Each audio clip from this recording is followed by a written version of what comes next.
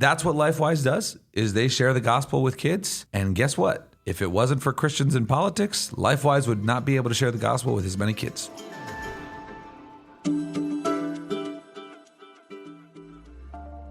Hi again, everybody. Welcome back to the Narrative Podcast. Mike Andrews, Aaron Baer, David Mahan joining you for the final time in 2024. Yeah. It's hard to believe that we've made it. We're a week away from Christmas, fellas. Because you guys are disappearing for 2 weeks. I mean, I'm actually still trying to work. Not true. 10 days. 10 days of my life I try to take back for my family. Stay faithful to these people who support us so much. I actually might just decide to do a podcast by myself. I don't know how to record it. I don't know how to post it. I don't know who would listen. But maybe I'll just do a podcast all by myself. I don't need you guys. I will be here next week and the week after. I am taking some time off. I'm not taking all the time off. Not dedicated.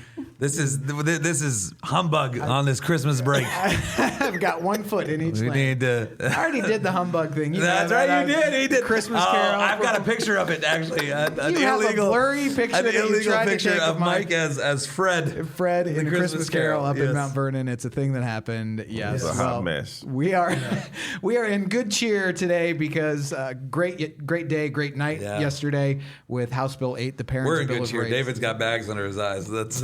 I was there with you. I was at home. You were at home, but you weren't sitting on them benches, but you were in there. You were with us. I was in there. I was keeping tabs on Signal. I had the Ohio channel up following the votes in the House to get HB8 across the goal line. And there was a lot of movement yesterday, so we actually can't even start with the House vote. We've got to go all the way back to the committee vote, which happened first thing in the morning yesterday. So just walk us through the day, David, and what was the process like for HB8? Well, it started out 2 days ago, right? We had a hearing that was supposed to actually pass out amended House Bill 8 out of the committee. They show up late, and then when they get there, they say, well, we're going to recess until the chair says that we'll come back. And so we come back 8 o'clock in the morning next morning. I think the hearing finally happened at 10:30. 10:45. You got there at 8. David got there at 8 and the door was locked. 10:45, 11:15. That's one way to say they don't want you. We put that on Lonnie's fault.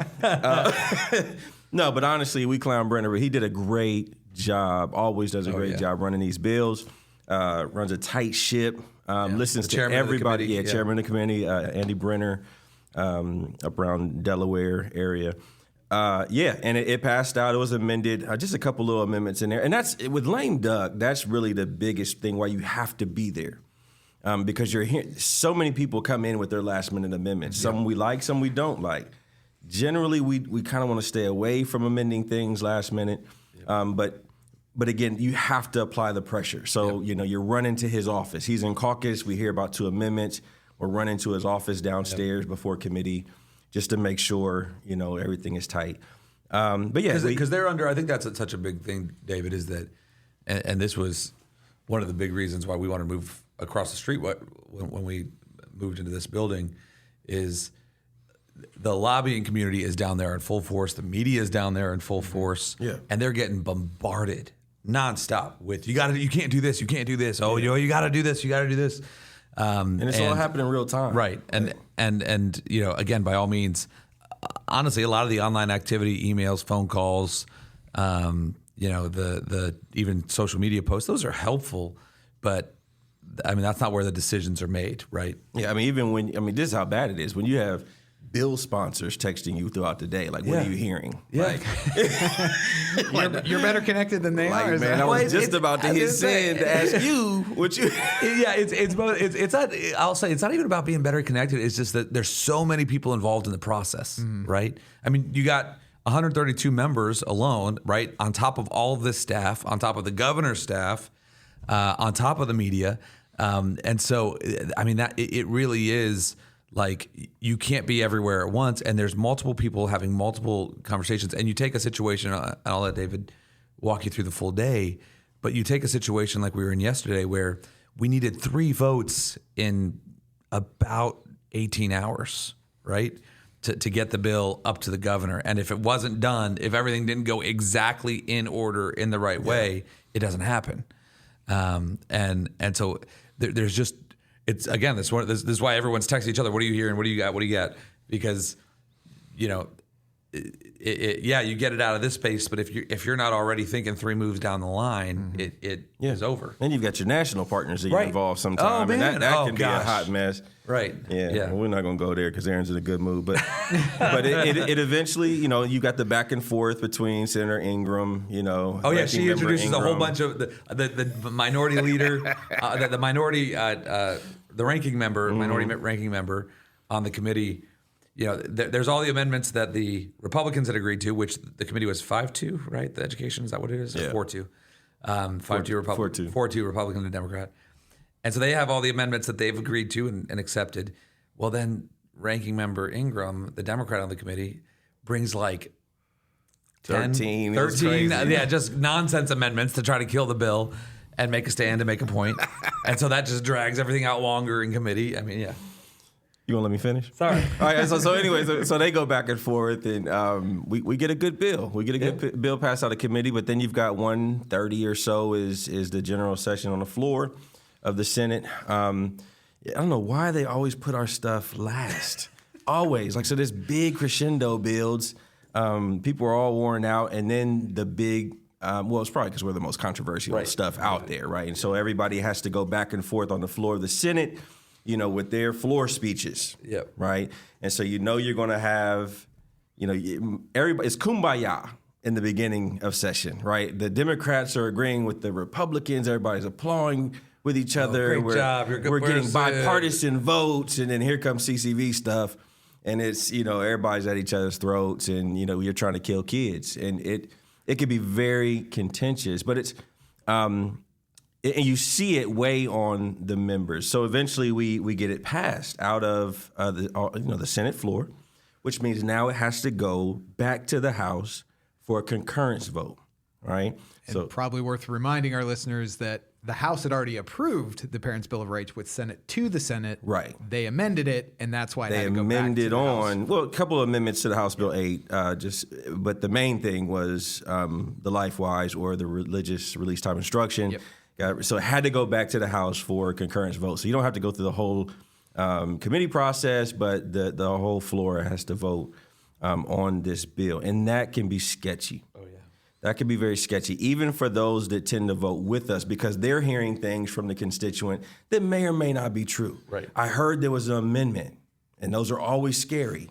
Yep. But the amendments that were put in, especially as it pertained to LifeWise, were redundant. Right. Okay, we want background checks. Well, school boards could already request background So for checks. like a release time program like LifeWise, if you're going to release, they added an amendment to require that these programs they background check their teachers, which, one, like you said, school districts could already require it, but two, LifeWise already does. And anybody that does release time, that's very, so again, by all means, they wanted to require it. We said, okay, sure, all right, well, whatever. But to David's point, people here, they changed it, they amended it. Is it still okay? I can't tell you how many times members, I'm talking about as late as 10 o'clock last night, coming out of caucus, are we okay with the amendments? Are we okay? Both chambers, right? Mm-hmm. And so that's why you have to be there. You have to run this thing through the table. There's a lot of congratulatory, back and forth throughout the day, like we're going home. Right. No, we ain't going home. As long as they're here, we're here. Right. No, exactly. Oh yeah, people. That was the thing. People were setting like once it got out of committee, everyone was like, "Oh, this is happening today," and it's like, no, you don't understand. Because, and I want to give just a brief defense of the members here, and I can't believe I'm actually doing this, but it's important, right?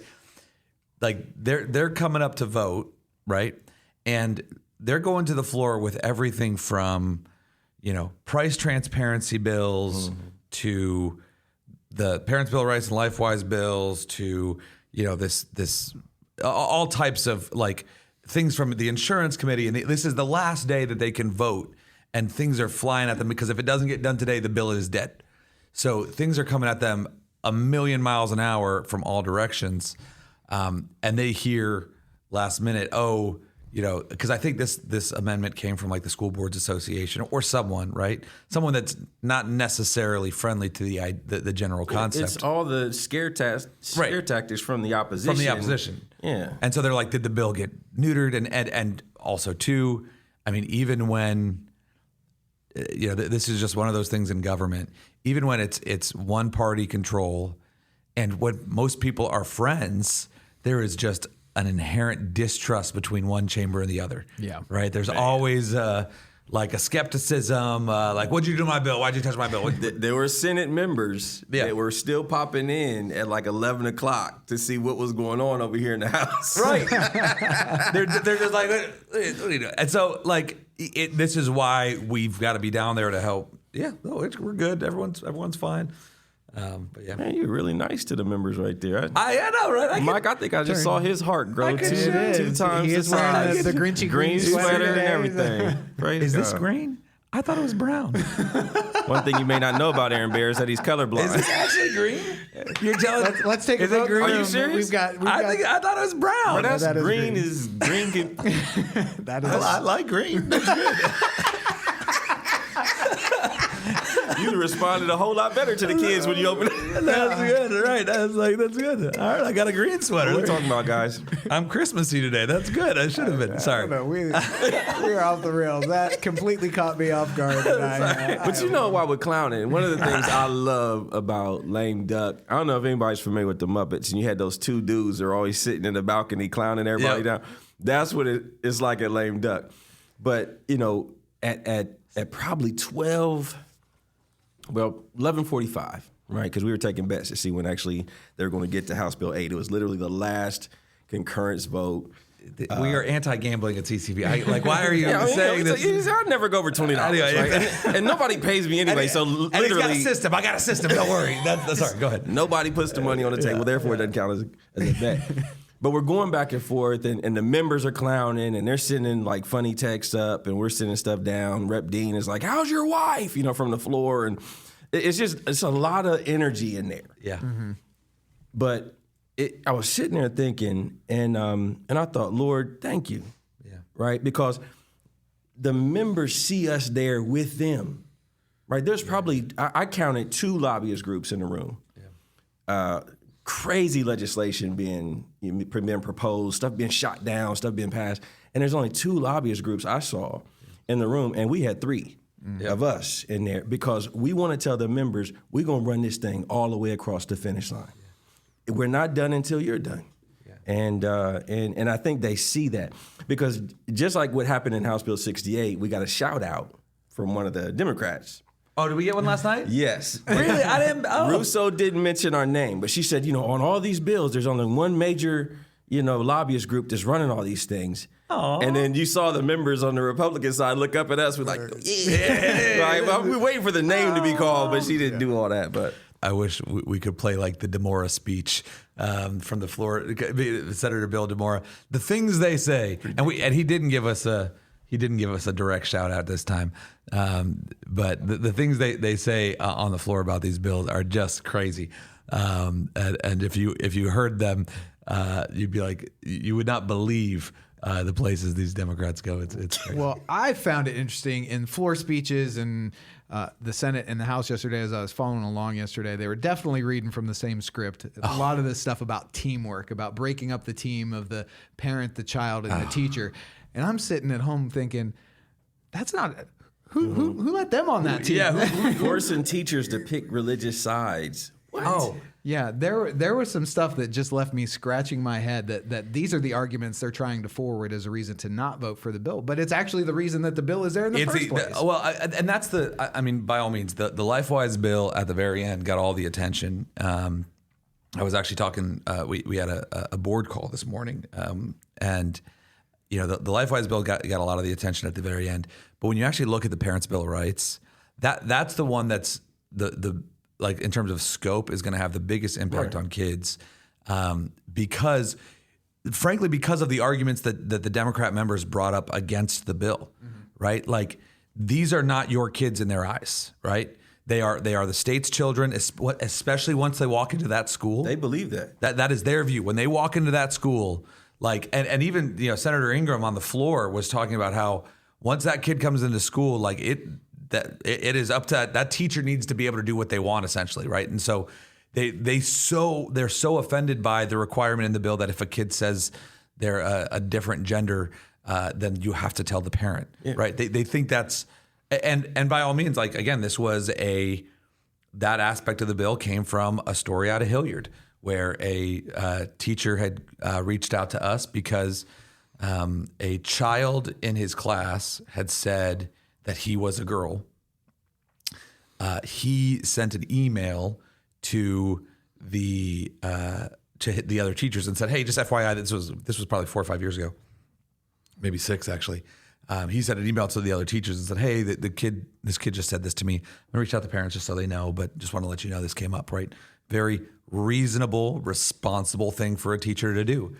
Later that day, he gets called to the principal's office, and they're like, "You can't tell the parent." I mean, it's real, like that stuff happens. They literally said, "We believe in parents' choices, in education as well, but that choice to send your child to public school, that's where it ends." Yep. The parent made the choice to send your child to the public school system. Now the public school system has to be empowered to do what they do. So that you've given up authority by making, which is just an unreasonable argument, right? And guys, this cannot be lost here, right? Because this was my same. I talked about this a little bit after Trump won. Like these are big deal things. Parents' Bill of Rights, big deal thing. What we have to recognize, though, is the same bureaucrats and teachers and administrators who think this way are still there. Mm-hmm. They're still in these public schools, right? So we've now affirmed parents' rights, and we've forced the school districts to change their policies. But these people that are doing this, you don't have this worldview in public schools just because you think the law tells you to. You think Catherine Ingram, like we have to recognize it. She thinks she's doing good. She thinks she genuinely, like you hear her talk and you can't deny she genuinely is doing what she thinks is best for these kids. Yes. Right? And I don't say that from a standpoint of like, well, we need to give her crazy ideas serious consideration. I say that to say they're not just going to drop this because the law changed, right?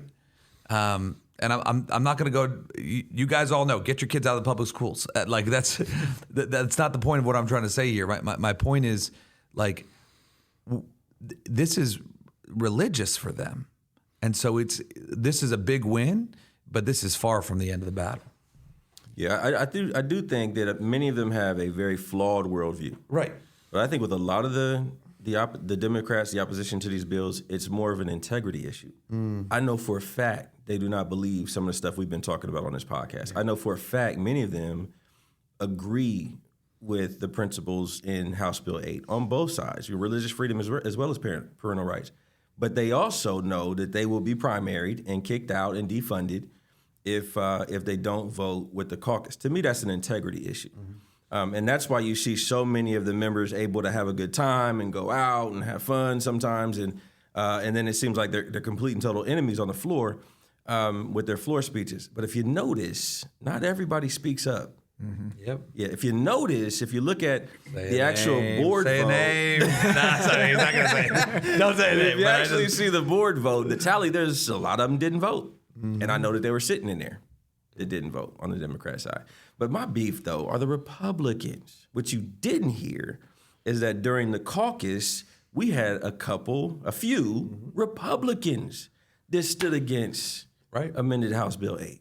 Yeah. Right? And which to that end, too, again, I think what I'm going to name one name because he named himself. Okay. And I give him credit to this end. Senator Bill Blessing voted against House Bill 8. Which he said he would. And he was one of the people in private that was speaking against it. And then in public, he came forward and voted against it. And by all means, Bill his floor speech was incredibly, I'll be gracious and just say incorrect, right? There were flawed arguments in it. I have real issues with the arguments he brought forward.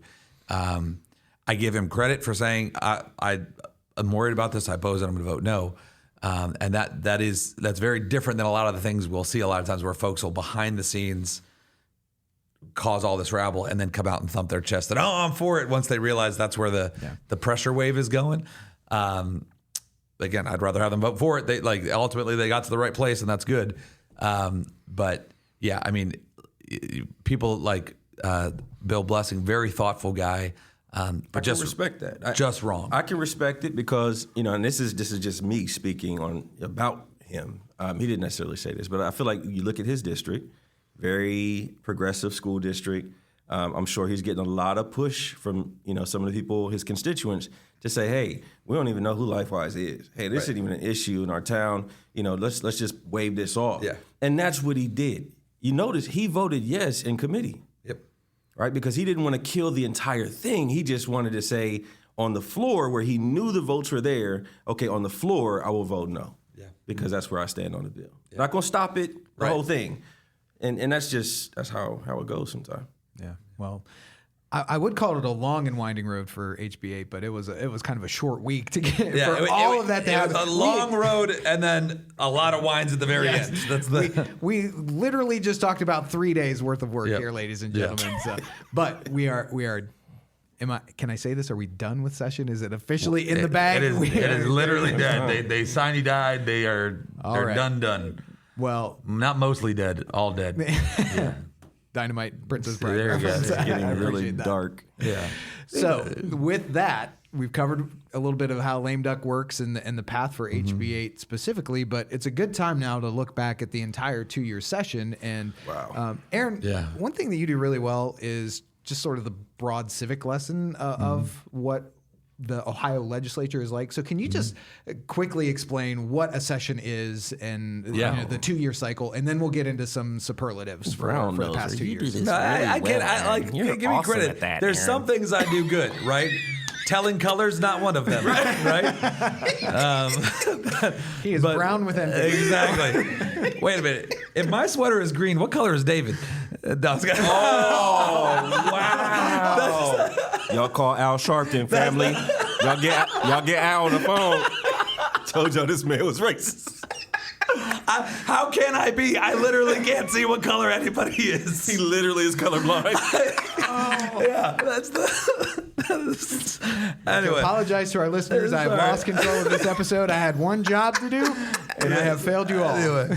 Anyway, the civics lesson, as we were talking about here. 2 years, General Assembly session, go. So, Ohio is a mini Washington D.C. I always say this, right? When I was in Arizona had what was called a part-time legislature. They met from January to about April, May, and then they were out. And it was.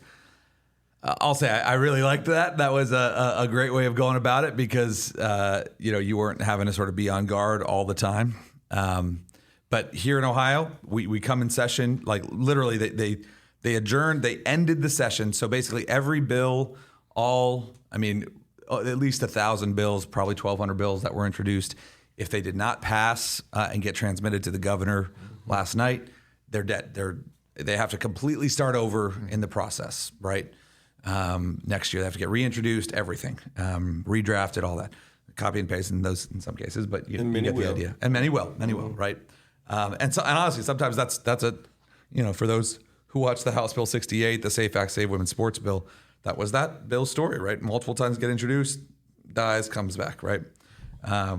So they adjourned last night on, I believe, January 3rd. They're coming back in. All the new members will get sworn in. All the members will get sworn in, including the new members.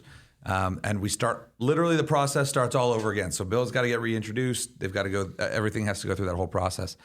In Ohio, the way the rhythm goes is the first 6 months is the budget period, right? Mm-hmm. So sometime over the next few weeks, Governor DeWine will introduce his budget. Then the House will take that as somewhat of a template and pass a budget, and then the Senate will pass a budget.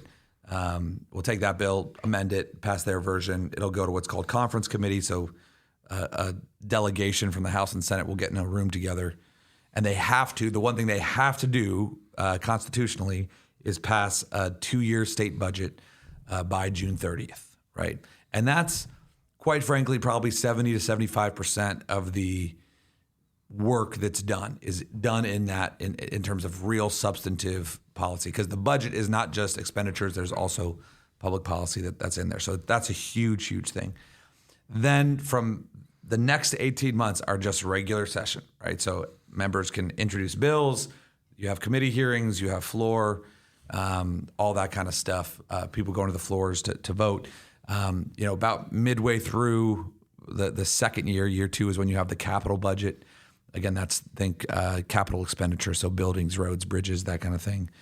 Anything that's infrastructure related, that's a separate bill. That's another big thing that always has to get done every year. And then you have lame duck at the end of the 2-year session, which is the big push that we just went through. And again, bills can pass any time. Nothing's ever really dead, right? I mean, literally only over these next 2 weeks, when they cannot come back and do anything, can David and Nalani actually sleep at night, right? Like that. That's right. Even when the sponsors quit, right? We can't. Yeah, exactly. Like it's. But also that works in our favor too, right? Because we can always bring bills back, or nothing's ever truly dead. We can amend things into other bills, all that kind of stuff, like we did with the LifeWise bill, right? The LifeWise bill got amended into House Bill 8. So it's by all means, is it a perfect system? No. But when you're engaged in it, you can really get some good things done. Yeah. And I think that's good context now to talk about what the past 2 years were, with that understanding of all those different moving pieces and what was going on. So let's just start. Each of you take a turn here. Yeah. Biggest win of this past session? 68. I mean, hands down, 68. We talked about the culture change with that one, but even like on the committee level, 68 died in the committees, right? Either it got no attention, or it got so much negative attention, or it got put in a committee that was stacked with opposition lobbyists' influence. And it seemed like that's what was going to happen this General Assembly. Nobody knows this, but there was a couple amendments ready, on deck, that were going to kill. I mean, it would have caused us to oppose a bill that we fought for at the time, 3.5 years. Yeah. We would have had to oppose the bill, and the sponsor would have probably had to oppose the bill. But, somebody from the body of Christ was engaged, an influential person, and they helped us with a problem member.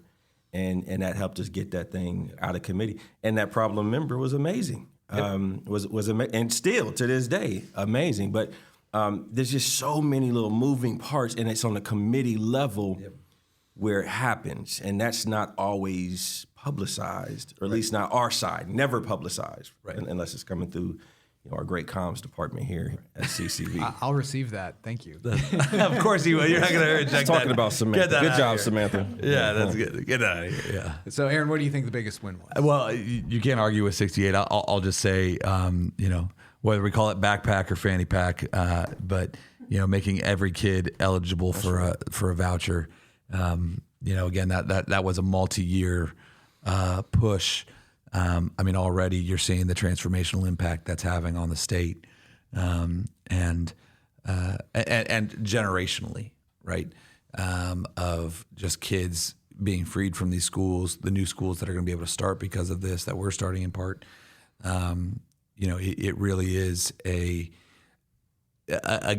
when we really step back and think about how different the state is today than it was 2 years ago.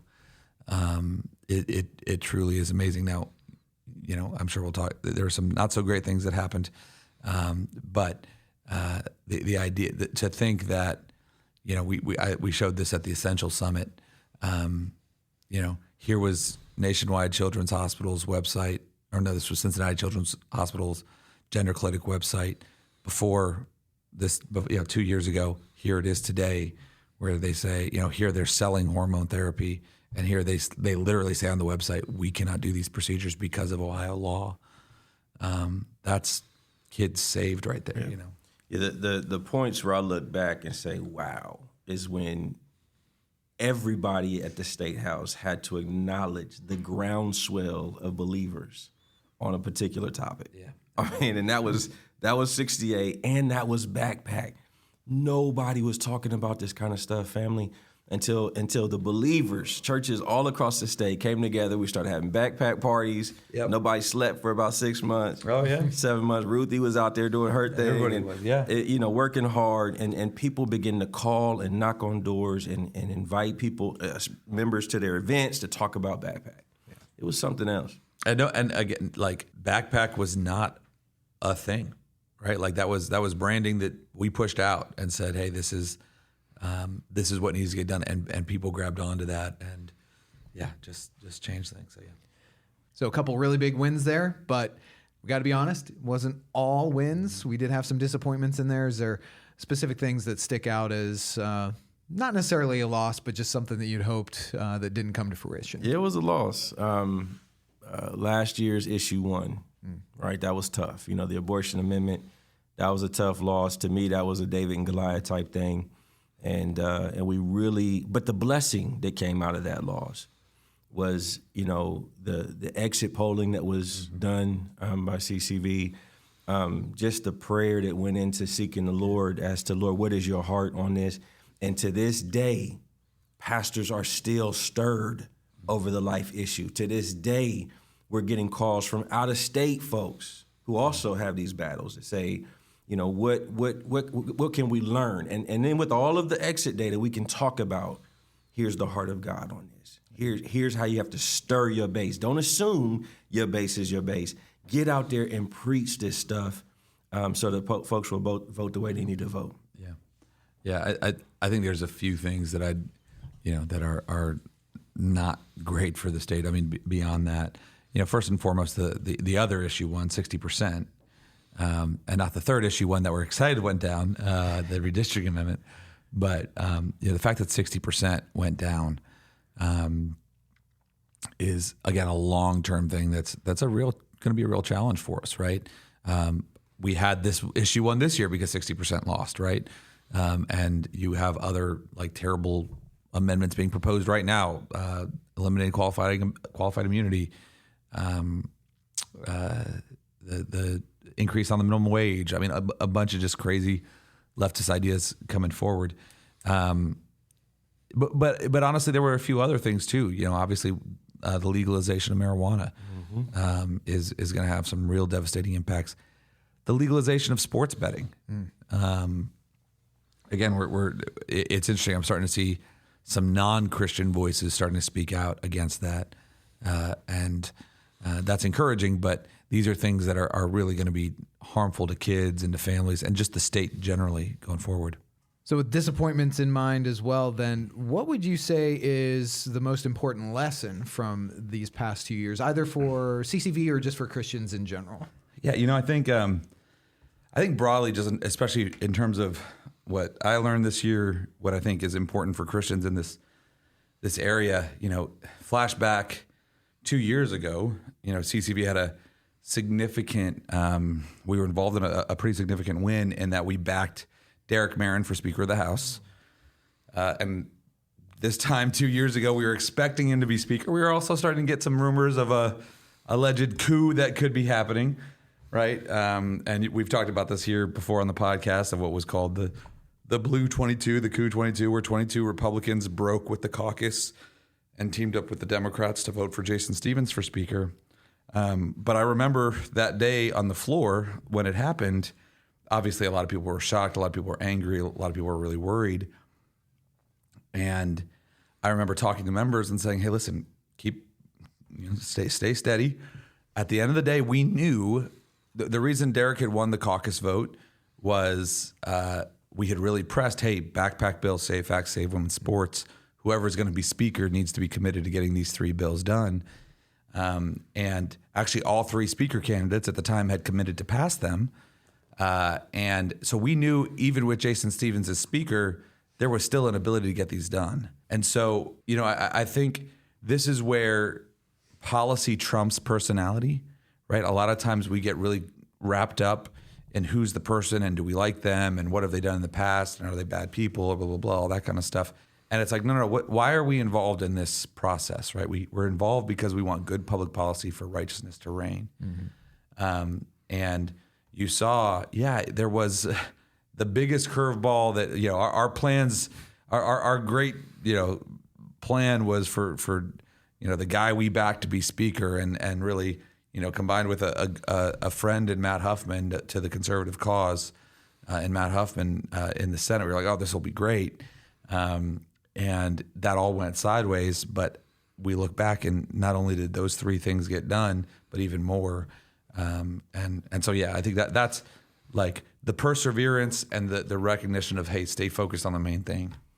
Yeah, coming from, and I would speak to that issue even from a different angle. Like coming from a non-political perspective, coming into this work, it's either black or white, right? Either we get engaged as the body and we see great wins, but then when it goes negative, then we say, that's why we shouldn't be involved in this space because we need to trust God. Mm-hmm. This was an area where we had to trust God with the loss. And we see 2 years later, 4 years later, we see the impact of that win. And so I wanted our guy to win. Not I didn't even know the guy, but I wanted him to win because of who was lined up behind him. Conservative leaders were running our bills, 68, Click was in that group, and so many others that were fighting for Backpack was in that group that was behind me. But really, many of those same people were behind God, right? And we could have quit. I wanted to quit. I was disappointed, and I was like, oh, man, I thought we were going to have a great General Assembly. But, man, look at what we have now. But I don't know historically, but we may have just come off of one of the most successful General Assemblies in our history. No doubt, yeah. Because what it did, God will rarely cause confusion, but he will always use it, right? And controversy. That was another lesson I learned. God will use controversy, right? The amount of money that was raised, the amount of focus from the GOP, which can frustrate me to no end sometime, focusing on red meat conservative issues in opposition to the guy that we didn't want to win, right? So, a lot of people will look at this and say, well, see, you were just wrong about that guy. He ended up being awesome. No, I wouldn't say that. He wasn't awesome. Oh yeah, we had to, everything was a lot harder. And again, 60%. If 60% had been put on the ballot earlier, right. There's a good chance it would have passed. Everything was a lot harder. But I think this is where we pray. When we talk about praying, John 3:30, I must decrease, so he may and he must increase. This is wise because we see our plan of like, God, this is how I think things should go, and God very clearly said, I'm going to answer your prayers to pass these bills, but not the way you think it is, because that's not going to work, right? But what I'm saying is like that black and white, right, where you lose. Okay, well the other haters were right. We just not supposed to be engaged here. No, we kept pedal to the metal and trust the Lord even in the loss. Yep. Well, that kind of ties into the next one, and Aaron, you alluded to it with a curveball reference. Got to get some baseball in here. Yep. It's the doldrums of winter and thinking about baseball, but curveball, something that didn't go the way that you had planned, and it can either be from a positive to a negative or a negative to a positive or maybe a neutral, but just kind of came out of nowhere and is something that stood out for the way that it just threw things into chaos, but right. I think honestly, I think the way House Bill 8 certainly was a big curveball in that we thought this bill was going to move earlier. That wasn't I don't think anybody was really thinking about this as early on. Like this is where the religious release time, and by all means, the whole life-wise situation was a curveball in that, all of a sudden, all of these school districts started to, not all, but some significant school districts started voting LifeWise out, right? That was, we didn't see that coming. But again, this is where... It helped. Oh, it helped to make the case of why the law needed to be changed for sure. But my point on it is, to David's point, a lot of times you'll hear people say, well, just share the gospel, right? We Christians just need to focus on sharing the gospel. Absolutely. That's what LifeWise does, is they share the gospel with kids. And guess what? If it wasn't for Christians in politics, LifeWise would not be able to share the gospel with as many kids. So kind of got to kind of got to do both, right? So yeah. No, I would agree. The Satanist move I thought was was fun. This group that just basically came out of nowhere, basically a house in Massachusetts, just opposing religious freedom issues and First Amendment rights and things. But we began as the body to kind of focus on this group of Satanists, and that was their plan to get even some of our our friendly reps and folks to just say, well, see, we don't want to give devil an opportunity to reach our kids. Yeah, LifeWise is reaching 30,000 kids, and it gave us an opportunity and a platform to tell all the members, all of the folks in churches, just how dope God is through the work of LifeWise, and all the kids. 99% of parents that were on board, 90% of teachers, they would have never heard those stories if the Satanists wouldn't have come out. And they were supposed to have started programming, by the way, in December. We'll see. We'll see if they just kind of fade away. Yeah. Well, let's give credit where credit is due, and we're always offering our first fruits of our day to the Lord in our time of team prayer. Where did each of you see God move the most during this past session? One thing I'll never forget about this one was Greene County. Right, I just want to give God glory. Right, let your good works be seen among men, that God would be honored through those works by the people. And to see that community come together, this was the YMCA situation where a very large individual was naked in the locker room, and they could have responded two negative ways. They could have done nothing, put their head in the sand, like many times we do, because we don't want to hurt anybody, be mean. But they showed Ohio and the Statehouse that we can be engaged, that we can be fired up, but we can also be honorable, that we can also want to protect the individual who exposed himself. Just that community was amazing. There are bills, and this is crazy, the bill that they were really going for didn't pass. Yeah. But they engaged on other bills that were similar, i.e. the bathroom bill.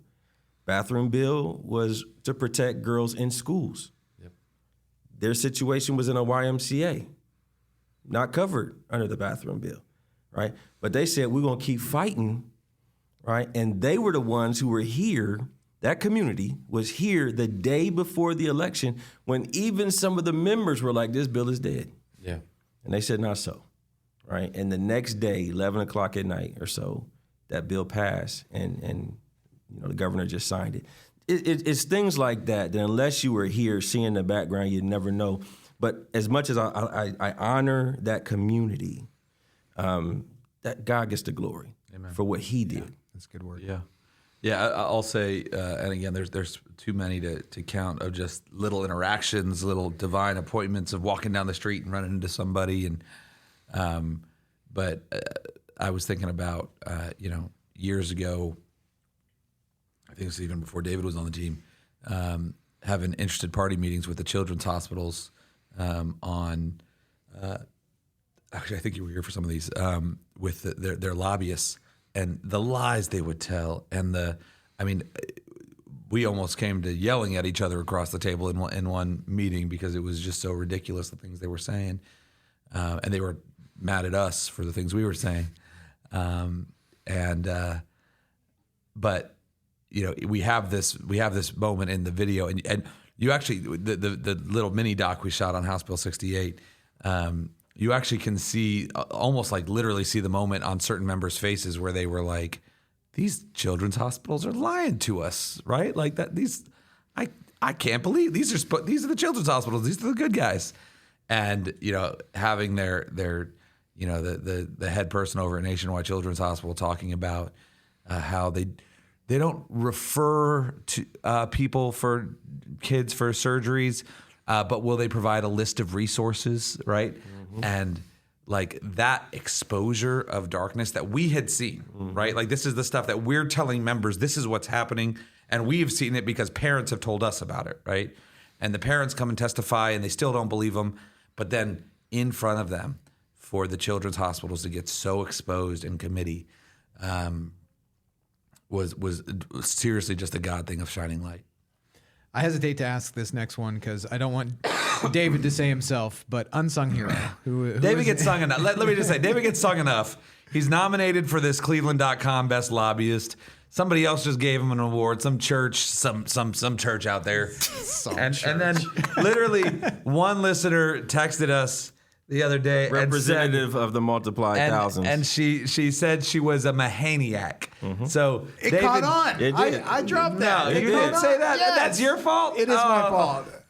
It's branding, Aaron. From It's branding. It's from what out I of do. state, even I will say that it's nonsense. It's nonsense. But so he is not the unsung hero. But who you got? And there's so many, and I don't want to blow them. I don't want to. Well, again, with all the caveats, lots of people were phenomenal in this GA. It's the start of a conversation. It doesn't have to be the period on the sentence just because you name somebody here. Chloe Cole, the way God used her.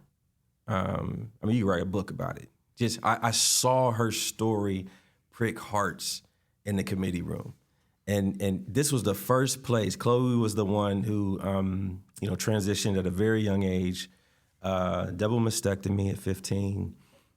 This was the first place. She was a detransitioner. It's the first place she ever testified. She is literally all over the world now, and she's now a believer through this whole thing. And so there's so much about sometimes it can feel like lobbyists use witnesses and then just throw them away. We don't do that here. Yeah. We build relationships. We pray for them. They call us for prayer. Their families appreciate us. Yeah. And we call their families out in prayer. And so it's just a very unique, but her story is amazing. Riley Gaines. I mean, she gets a lot of glory, but who would have thought that when she started coming up in the media, right, and really what happened in Pennsylvania happened before Atlanta with the NCAA championship, who would have thought she'd be here standing shoulder to shoulder with us on a couple of our bills? Yeah. Just huge the way that God used them. And so and then you got, like you mentioned, Rep. Stewart, who would not relent when Children's Hospital was lying about the referrals. He would not let go. And that had an impact on the entire committee, including Chairman Lips, who we had to have on board. Yeah. No, Representative Brian Stewart was one of the ones I thought of. And not just because of that committee hearing. He's one of the members who, behind the scenes. Always clutch. He's brilliant. He's an attorney. I mean, he's been on the podcast before and did so good. Representative Gary Click, who... It's hard. I don't want to say this to sound wrong. We've talked about Representative Click a bunch. He was the primary sponsor of both the LifeWise bill and champion of House Bill 68. But he also, there is a difference between members who sponsor bills and members who sponsor bills. And he's a member who, when he sponsors a bill, he works it hard and builds relationships and listens to concerns and he deserves a ton of credit. And I would like credit for handpicking that one. I got to say, who really, especially at the end here, did a lot of, the LifeWise bill and Parents' Bill of Rights doesn't happen. Lieutenant Governor John Husted really leaned in significantly with members and had some good conversations. Attorney General Yost did as well. There's so many. I mean, Yost for sure. Yeah. DJ Swearingen, Rep. DJ Swearingen. We were about to oppose that bill. Yeah. There was some problems with that bill. Yeah, they were messing around. But he worked with us. For a year and a half. Yeah, the Parents' Bill of Rights. Yes, yeah, exactly. Yes, he worked with us to where now we have what we just passed yesterday, and everybody's celebrating. Yeah. That's a great recap of the past 2 years. And is it too early to look ahead? Never. To what's coming it's in next? like 10 days. We're there like 14 days. We're back in session. So went to bed at 1:30. Was back in here at 9 o'clock in the morning, looking forward. So So what's on the horizon, guys? Let's give a little peek behind the curtain to our audience. Yeah, and that's not a joke. What David just said. I mean, this is just the reality of how things go here at CCV. We had last night was the last night of session, and they were there until all crazy hours. And we had scheduled for this morning at 9 a.m.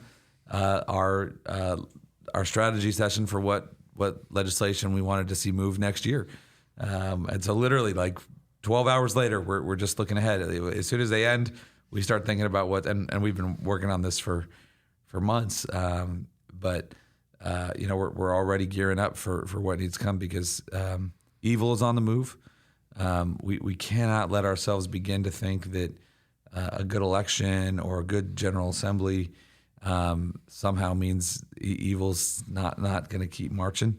And so we've got to work double as hard and be twice as strategic and 10 times more prayerful and all those things. So I think there'll be a lot more to talk about in time to come, but we're coming out with a pretty significant study. I think we've talked about it on here before, called the Hope and a Future study, about what's happening to Ohio families and what breakdown of the family is actually costing the state, and how it's just tearing people's lives apart. And so I'm excited about that to come out. It's depressing. It's sad. But it's a conversation that I think everyone has known has mattered. I mean, it's funny. We were joking about this the other day, Mike. I found a blog I wrote at Center for Arizona Policy back in 2011 talking about breakdown of family. But I've not yet seen a state really get serious about how do we turn the tide on family formation, on getting people married and having babies. And so that's a big thing coming up. Obviously, trying to chip away at this abortion amendment and figure out how we can one day repeal it. And then the last thing I'll just say is, our Christian business partnership, our Christian Chamber of Commerce, Monty Lobb is joining us next month as the new executive director. And we're really going to be getting down there and fighting for Christians in the marketplace like never before. So I'm very excited about that. Yeah, there's kind of categories of what we're doing, right? Like we've got to stop the bleeding of the marijuana legislation that has been passed. The abortion amendment. There's some work that we have to do there immediately, right? To intervene and stop some of the harm, and a lot of that is about reporting, right? So, yep. And like Colorado, they've got some pretty strong marijuana laws, but it took them years of looking at all the harms that marijuana has done, especially to young people, before they were able to get the guardrails in place. Well, we don't want to wait all those years. And so, the areas like that. Then you've got those other larger culture-moving areas where, and I'm honestly, guys, I'm concerned here in terms of, will we be able to rally the body? Mm-hmm. Will you, our listeners,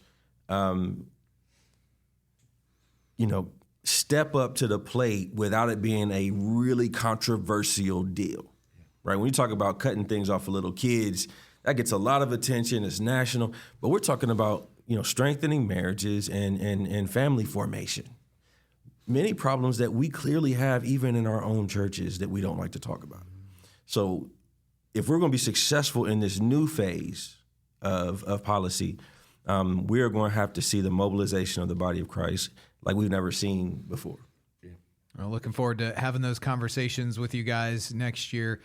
Merry Christmas to you both. Congrats on a very successful year. It's been an honor to work with both of you at CCV in general, and of course on the podcast. It's a ton of fun, and I look forward to being back with everybody in 2025 on The Narrative.